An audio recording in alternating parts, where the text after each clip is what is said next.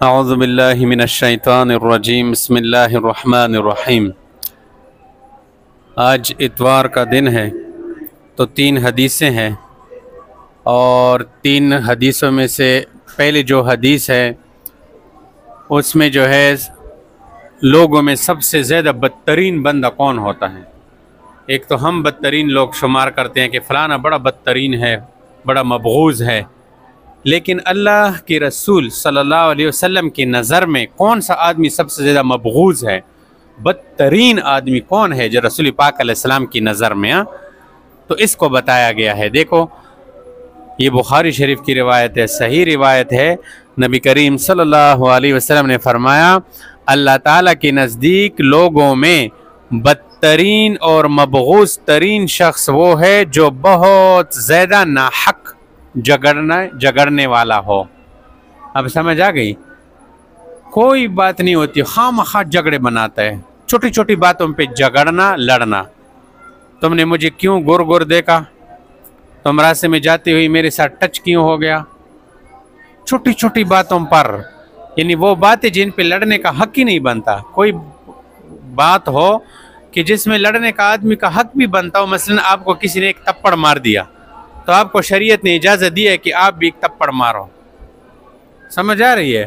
اگر آپ کو کسی نے 2 تپڑ مار دیا تو آپ کو شریعت یہ کہتی ہے کہ یا تو اس کو معاف کر دو، اگر بدلہ لینا ہے تو پھر تم بھی 2 تپڑ مارو۔ سمجھ آ رہی ہے؟ ایک تو حق پر چلو، کوئی بات نہیں، لیکن ایک بندہ حق پہ بھی نہیں ہے اور چھوٹی چھوٹی باتوں پر جو ہے لڑتا ہے، جھگڑتا ہے۔ آپ نے دیکھا ہے جھگڑالو لوگ، گھر میں عورتوں سے لڑنا، ماں سے لڑنا، باپ سے لڑنا، سمجھ آ رہی ہے، دوستوں سے لڑنا، گلیوں میں لڑنا، اسکول میں جا کر اسٹوڈنٹ سے لڑنا، استاد سے لڑنا وغیرہ۔ دیکھیں ایسے لوگ جن سے لوگ نفرت کرتے ہیں، جن کے نزدیک لوگ جاتے بھی نہیں ہیں، ایسے ہے یا نہیں ہے؟ نفرت کرتے ہیں ان سے، تو آپ ان میں سے نہ بنے۔ سمجھ آ رہی ہے؟ کیونکہ ایسے شخص جو بہت زیادہ جھگڑالو ہو، یہ اللہ کے رسول صلی اللہ علیہ وسلم کی نظر میں یہ مبغوض ترین بدترین آدمی ہے۔ اللہ پاک ہماری حفاظت فرمائے۔ سمجھ آ رہی ہے؟ تو ایک تو اس بات کا جو ہے اہتمام کرنا کہ ہم کوشش کریں گے کہ کسی سے جھگڑا نہیں کریں گے، کسی سے لڑیں گے نہیں، کسی سے جھگڑا نہیں کریں گے۔ سمجھ آ رہی ہے؟ ہاں، اپنے اندر معاف کرنے والا صفت پیدا کرو۔ اگر کسی نے آپ کے ساتھ زیادتی کر لی نا، آپ اس کو معاف کر دو، سکو اللہ کے لیے ہم نے معاف کر دیا، اللہ دے سرا پوئشا۔ سمجھ آ رہی ہے؟ تو یہ چھوٹی سی حدیث ہے۔ سب سے پہلے کیا فرمایا نبی کریم صلی اللہ علیہ وسلم نے؟ فرمایا اللہ تعالیٰ کے نزدیک لوگوں میں بدترین اور مبغوض ترین شخص وہ ہے جو بہت زیادہ ناحق جھگڑنے والا ہو۔ اب آگے جو 2 حدیثیں ہیں یہ اللہ کی راہ میں جہاد کے متعلق ہے۔ کس کے متعلق ہیں؟ جہاد اس کو کہتے ہیں کہ اللہ کی دین کے لیے اللہ کی راہ میں اللہ کے دشمنوں سے لڑنا۔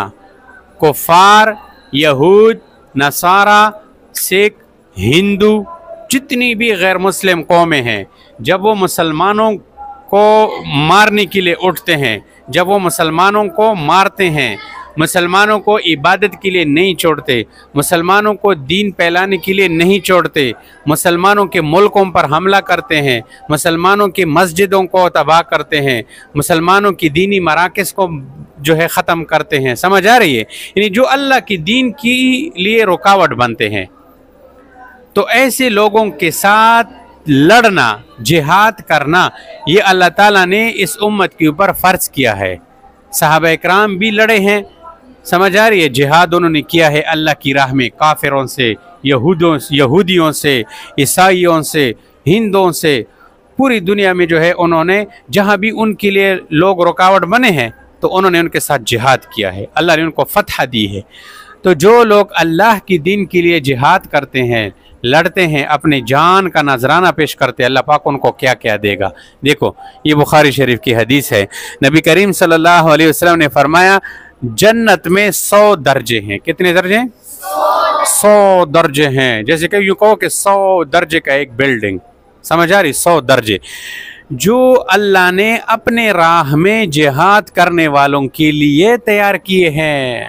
یہ جو درجے ہیں نا، درجے، یہ اللہ تعالیٰ نے کن کے لیے تیار کی ہے؟ جو اللہ کے راستے میں جہاد کرتے ہیں۔ اچھا، ہر دو درجوں کے درمیان اتنا فاصلہ ہے جتنا آسمان اور زمین کے درمیان فاصلہ ہے۔ اب آسمان سے لے کر زمین تک کتنا بڑا فاصلہ ہے؟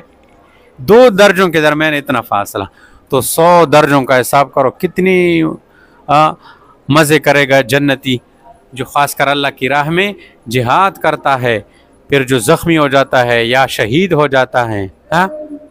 سمجھ آ رہی ہے؟ اسی طرح دوسری حدیث بھی جو ہے یہ بخاری شریف کی ہے، اس میں کیا فرمایا؟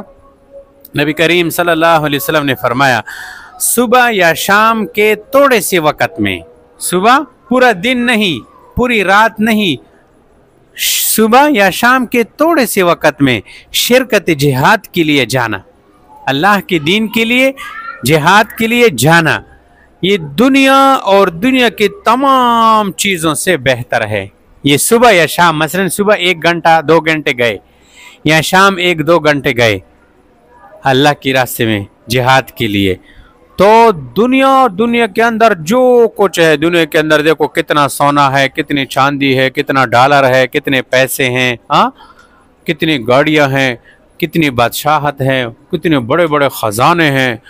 اللہ کی نبی صلی اللہ علیہ وسلم نے فرمایا کہ سب کچھ ایک طرف کر دو، سارے دنیا کے خزانے، ساری دنیا کے عہدے، ساری دنیا کی گاڑیاں، ساری دنیا کے بلڈنگیں، سارا دنیا ایک طرف کر دو، یہ جو بندہ اللہ کی راستے میں جہاد کے لیے گیا، اور وہ کتنا تھوڑے سے وقت کے لیے، صبح کے وقت تھوڑا سا وقت یا شام کے وقت تھوڑا سا وقت نکال کے گیا،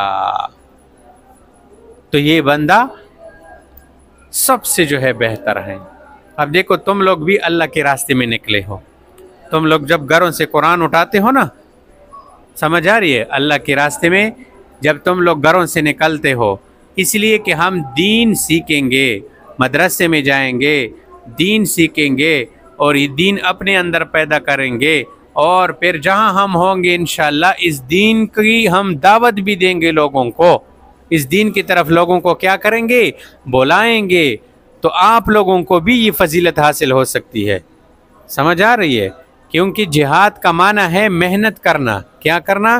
محنت کرنا، کوشش کرنا، جس کا پہلا درجہ ہے کفار سے لڑنا، جہاد کا پہلا درجہ ہے کفار سے لڑنا۔